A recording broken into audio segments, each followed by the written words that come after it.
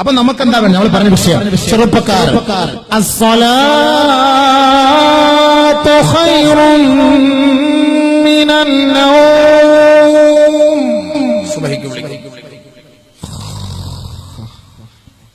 നല്ല ഒന്നുകൂടെ ശ്വാസം പിടിച്ചുവിടാം. അത് പിടിച്ചുവിട്ട് ഒന്നും കൂടെ ഒന്ന് ഓർമ്മിപ്പിക്കാൻ അസ്സലാത്തു ഖൈറുൻ മിനൻ നൗം.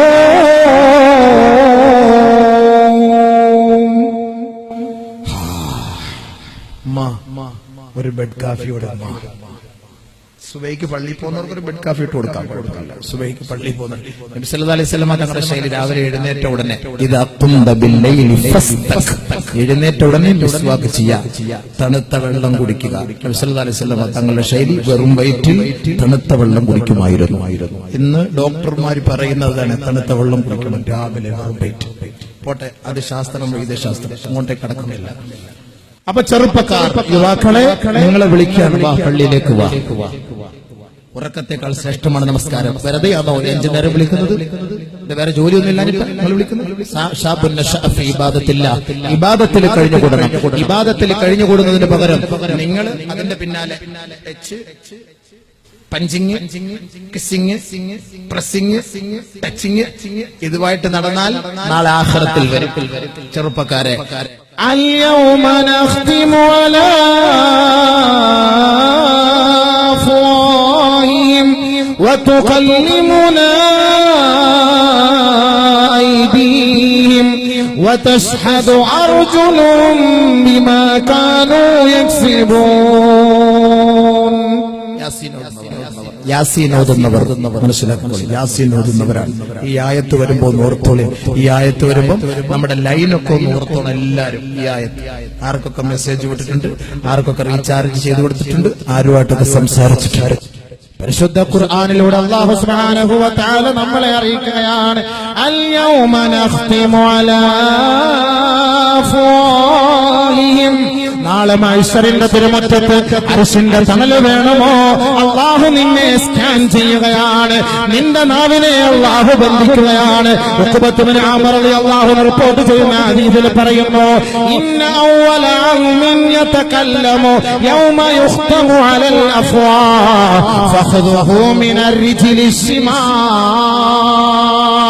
നാളെ റബ്ബിന്റെ കോടതിയിൽ വെച്ച് അർശിന്റെ തണല് നൽകപ്പെടുന്നതിന് മുമ്പ് ഇതാ വിചാരണ ചെയ്യുകയാണ്. ആദ്യം നിന്റെ വായ് ബന്ധിക്കുകയാണ്. നിനക്ക് സംസാരിക്കാൻ കഴിയുകയില്ല. നിന്റെ അവയവങ്ങളാണ് പിന്നീട് അല്ലാഹുവിനോട് എവിടെയൊക്കെ പോയിട്ടുണ്ട്, എവിടെയൊക്കെ തലോടിയിട്ടുണ്ട്, എന്തെല്ലാം പ്രവർത്തിച്ചിട്ടുണ്ട്, ഇത് മുഴുവനും പറയുന്നത് അവയവങ്ങളാണ്. ആ അവയവങ്ങളിൽ ആദ്യമായി സംസാരിക്കുന്ന അവയവം അവന്റെ ഇടത് കാലിന്റെ തുടയല്ലാണ്. ആ ഇടത് കാല് പടച്ചവനോട് വിളിച്ചു പറയുകയാണ്, വഖാല യാ റബ്ബി, പടച്ചവനെ, റകിബ്തു ലിൽ ഹറാം, ഹറാമായ വാഹനം കയറ്റിയ കാലാണ് ഞാൻ. എത്രയെത്ര പെണ്ണിനെ ബൈക്കിൽ വെച്ചു കൊണ്ടുപോയ കാലാണ്. എത്രയെത്ര നൈറ്റ് ക്ലബ്ബുകളിൽ പോയ കാലാണ്. എത്രയെത്ര പെണ്ണിന്റെ മടിയിലേക്ക് എടുത്തു വെച്ച കാലാണ്. എത്രയെത്ര തിരക്കുള്ള ബസിന്റെ പെണ്ണിന്റെ പിന്നാലെ ചേർത്ത് വെച്ച കാലാണ്, തുടയാണ്. പടച്ച റബ്ബേ, പടച്ച റബ്ബേ, ആരോരുമില്ലാത്ത വീട്ടിൽ ഭർത്താവ് ഗൾഫിൽ പോയ സമയത്ത് ആ പെണ്ണിനോടൊപ്പം കിടന്ന തുടയാണ്. അല്ലാ, നീ പറയേണ്ട ചെറുപ്പക്കാരാ, നീ പറയേണ്ട ചെറുപ്പക്കാരാ, ഈ അവയവമാണ് പറയുക. ആദ്യമായി നമ്മുടെ അവയവങ്ങളിൽ നിന്ന് സംസാരിക്കുന്ന അവയവം ഫഖ്ദുഹു മിനർ റിജ്ലി ശിമാൽ, അവന്റെ ഇടത് കാലിന്റെ തുടയല്ലാണ്. പ്രവാസികളെ, പ്രവാസികളെ, ഹലാലായ ഭാര്യയുണ്ടായിട്ട് 2 വർഷവും 3 വർഷവും 4 വർഷവും വിദേശ ജീവിതം നയിച്ചിട്ട് ഫലസ്തീനി പെണ്ണിനെ, സൂരി പെണ്ണിനെ, മിസ്രി പെണ്ണിനെ, ശ്രീലങ്കി പെണ്ണിനെ, ഫിലിപ്പൈനി പെണ്ണിനെ നിന്റെ മടിയിലേക്ക് എടുത്തു വെക്കാറില്ലേ? നാളെ റബ്ബിന്റെ കോടതിയിൽ ഈ തുടയല്ല പറയും അത്രേ, യാ റബ്ബി, പടച്ചവനെ, റകിബ്തു ലിൽ ഹറാം, ഹറാമായ വാഹനം കയറ്റി ഞാൻ. അല്ലാഹ്, നമ്മളൊന്നും ന്യൂ ജനറേഷൻ. ഇബാദത്ത് വെറുതെ കിട്ടൂല, വെറുതെ അർശിന്റെ തണല് കിട്ടൂല, വെറുതെ കിട്ടൂല. ഇപ്പൊ തന്നെ ചാൻസ് ഉണ്ടല്ലോ, ഏത് തെറ്റാണെങ്കിലും അല്ലാഹു മാപ്പാക്കി തരും. യാ അയ്യുഹല്ലദീന ആമനൂ തൂബൂ ഇലല്ലാഹ് തൗബതൻ നസൂഹാ والذين إذا فعلوا فاحشة أو ظلموا أنفسهم ذكروا الله فاستغفروا لذنوبهم ومن يغفر الذنوب إلا الله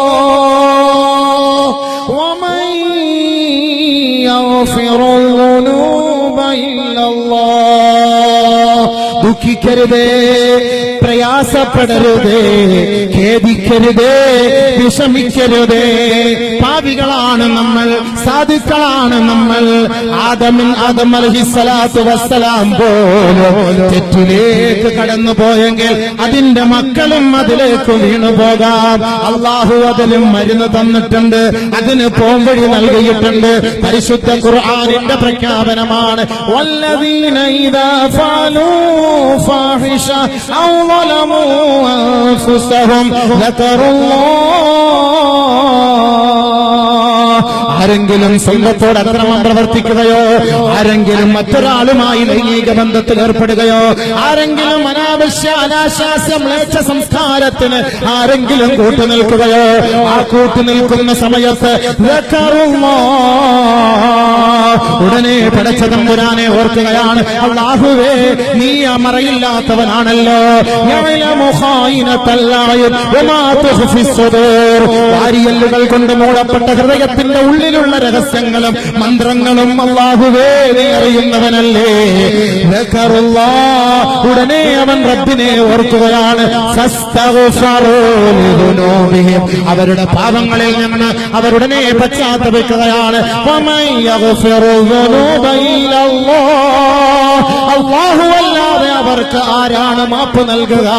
അല്ലാഹുവല്ലാതെ അവർക്ക് ആരാണ് മാപ്പ് നൽകുക? അതുകൊണ്ട് ലാ തഖ്നതു മിർ റഹ്മത്തില്ലാഹ്, നിങ്ങൾ ദുഃഖിക്കരുതേ, പ്രയാസപ്പെടരുതേ. ഇന്നല്ലാഹ യഗ്ഫിറു ദുനൂബ ജമിയാ, എല്ലാ പാപങ്ങളും അല്ലാഹു മാപ്പ് ചെയ്യുന്നവനാണ്. അതുകൊണ്ട് തൗബ ചെയ്ത് മടങ്ങിക്കോ. കൈകാലികൾ ചെയ്ത തെറ്റുകൾക്ക് റബ്ബിലേക്ക് മടങ്ങിക്കോ.